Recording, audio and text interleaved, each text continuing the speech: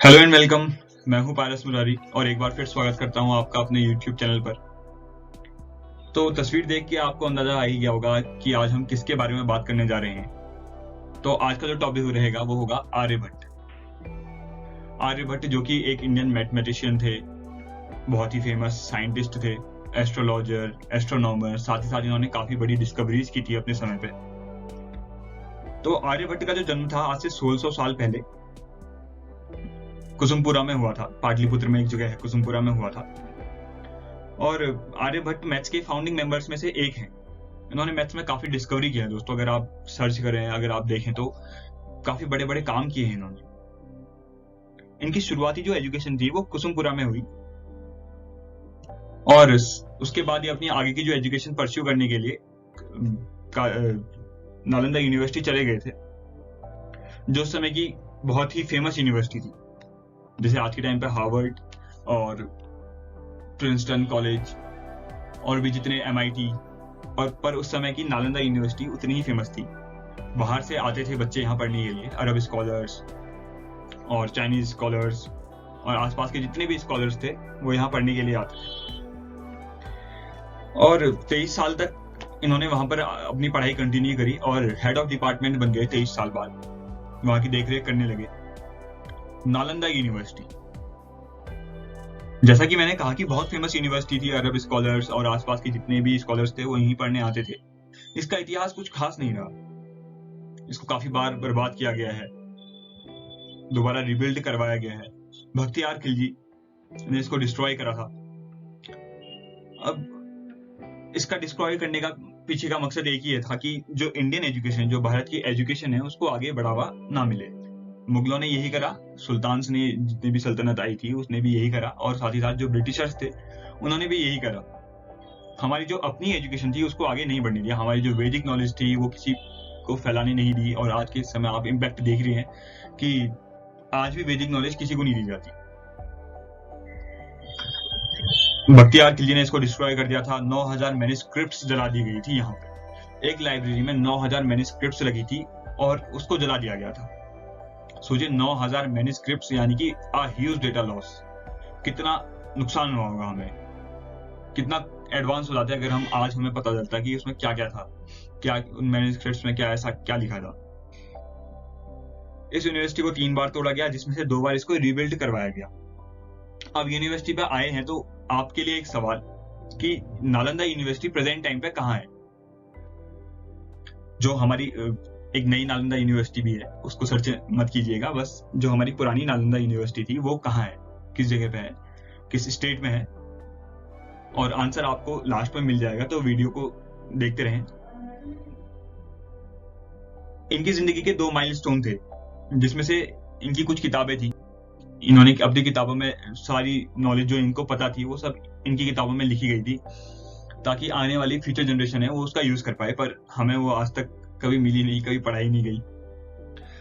तो पहली जो थी आर्यभट्टीय, और जो दूसरी थी वो थी आर्य सिद्धांत। आर्यभट्टीय में हमें days, rotation, shapes of planet और भी बहुत कुछ देखने को मिलता है। और साथ ही साथ आर्य सिद्धांत में एक्लिप्स, एस्ट्रोनॉमी, एस्ट्रोलॉजी देखने को मिलती है। आर्यभट्ट के कुछ महान काम जान लेते हैं। Some great works of Aryabhatta. Aryabhatta ने एरिया ऑफ ट्रायंगल निकाल लिया था, का फॉर्मूला जो होता है वो निकाल लिया था। डिस्कवरी ऑफ जीरो कर ली थी इन्होंने। सोचिए, जीरो जिसके बिना मैथ होती ही नहीं, उसको डिस्कवर कर दिया इन्होंने। एस्ट्रोलॉजी को डिस्कवर करा। एस्ट्रोलॉजी पढ़ते थे, खूब पढ़ते थे। और पंचांग तो आपको पता ही होगा, पंचांग इन्होंने ही लिखा। और पाई की वैल्यू, एग्जैक्ट वैल्यू जो 3.14 थी, वो इन्होंने कैलकुलेट की थी। दोस्तों, उस समय 1600 साल पहले आप इमेजिन कर पा रहे होंगे कि टेलीस्कोप जैसी कोई चीज नहीं होती थी। फिर भी इन्होंने सारे शेप्स बता दिए थे प्लैनेट्स के कि कैसे होते हैं बिना देखे, और एक्लिप्स कैसे होगा, कब होगा, एक मंथ कितने दिनों का होगा, कितने पीरियड का होगा। अब बात कर लेते हैं आर्यभट्टीय की। आर्यभट्टीय में 108 वर्सेस हैं, 108 वर्सेस। और वर्सेस मतलब होते छंद। और हर एक वर्ष में हर एक चैप्टर कुछ वर्सेस के बारे में डिफाइन करता है। और टोटल जो बुक है वो 4 चैप्टर्स में डिवाइडेड है, 4 पार्ट्स में डिवाइडेड है। और हर एक पार्ट को पद कहा गया है। जो सबसे पहला पद आता है वो है गीतिका पद। गीतिका पद में 13 वर्सेज है और हर एक वर्स इसमें टाइम के बारे में डिनोट करता है, टाइम के बारे में बताता है, एक्सप्लेन करता है टाइम को कि टाइम एक कैसी यूनिट है, फिजिकल यूनिट, और टाइम के एग्जिस्टेंस के बारे में, टाइम सब जगह एक रहेगा या फिर अलग अलग होगा। दूसरा जो पद आता है वो है गणित पद। इसमें simple quadratic equation, arithmetic progression, geometric progression और भी बहुत कुछ जानने को मिलता है। तीसरा जो पद है वो है कालिक क्रियापद। कालिक क्रियापद में 25 वर्सेज हैं, 25 छंदे हैं। इसमें अलग अलग यूनिट है टाइम की, वो बताई गई है। प्लैनेट्स की पोजीशन, किस दिन कैसी होगी, क्या होगी, revolution, rotation of earth, eclipse के बारे में बताया गया था। सबसे खासियत ये थी कि इन्होंने संस्कृत के द्वारा मैथ को डिफाइन किया था। जैसे आज हम कोडिंग यूज करते हैं कंप्यूटर में, ठीक उसी तरह इन्होंने संस्कृत का इस्तेमाल करके कोडिंग को डिफाइन कर, एक तरीके से कोड का यूज करके मैथ को डिफाइन कर दिया था। फिर जो आखिरी और अंतिम पद आता है वो था गोल पद। गोल पद में 50 वर्सेज हैं, 50 छंद हैं और इसमें ट्रिगोनोमेट्री में इन्होंने ट्रिग्नोमेट्रिक टेबल बना दी थी, डिस्कवर कर दी थी, 0 डिग्री, 30 डिग्री, 60 डिग्री, जो आज हम पढ़ते हैं। जियोमेट्री, एरिया ऑफ सर्किल निकाल लिया था। जोडियक में काफी इंटरेस्टेड थे, पामिस्ट्री भी काफी बढ़िया कर लेते थे, और एस्ट्रोलॉजी तो आपको पता ही हुआ, और होराइजन के बारे में भी काफी अच्छी नॉलेज थी। तो वापस आता हूं अपने सवाल पे कि जो नालंदा यूनिवर्सिटी थी वो प्रेजेंट टाइम पे कहाँ है, तो उसका आंसर है राजगढ़, बिहार में। ये जितनी भी एजुकेशन हमें मिली थी ये अरब स्कॉलर्स के द्वारा फैलती गई और पूरे ग्लोब में फैली।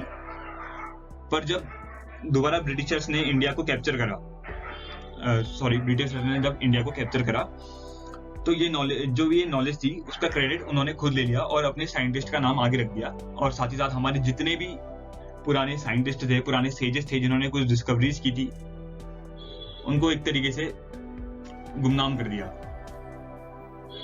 So that's all for today. अगर आपको ये लेक्चर अच्छा लगा तो लाइक, शेयर, सब्सक्राइब और कमेंट जरूर करें। Thank you.